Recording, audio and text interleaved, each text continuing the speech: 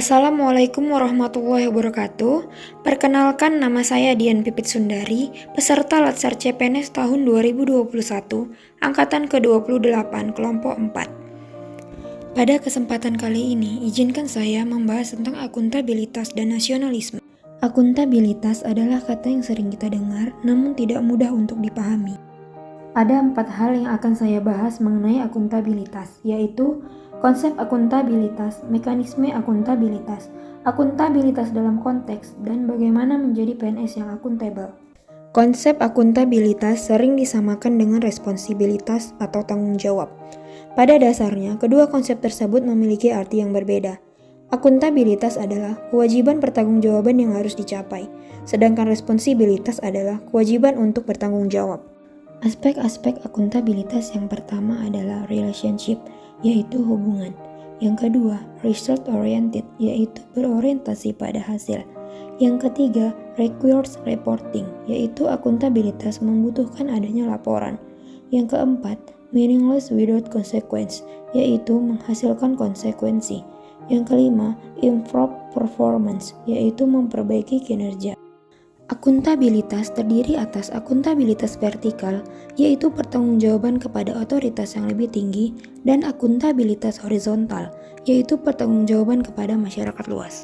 Akuntabilitas memiliki 5 tingkatan yang berbeda.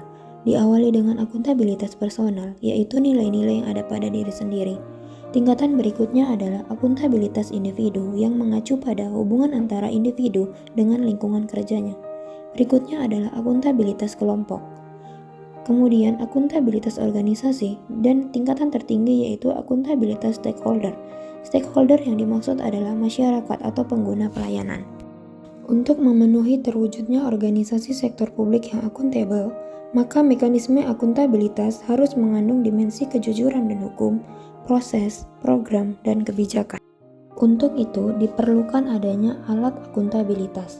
Alat akuntabilitas di Indonesia antara lain berupa perencanaan strategis, kontrak kerja, dan laporan kinerja. Untuk menciptakan lingkungan kerja yang akuntabel, diperlukan sikap kepemimpinan, transparansi, integritas, tanggung jawab, keadilan, kepercayaan, keseimbangan, kejelasan, dan konsistensi.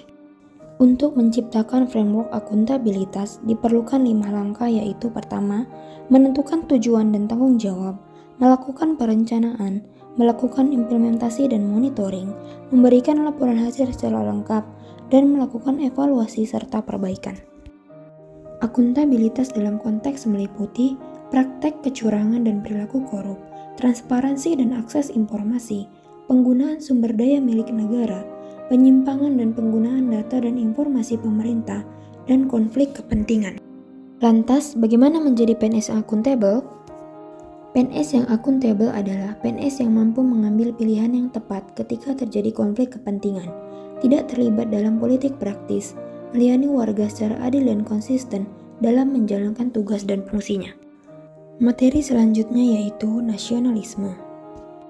Nasionalisme adalah rasa cinta terhadap bangsa dan negara yang didasarkan pada nilai-nilai Pancasila. Untuk mewujudkan nasionalisme, seorang ASN harus mampu menjalankan perannya dengan baik sebagai pelaksana publik, sebagai pelayan publik, serta sebagai perekat dan pemersatu bangsa.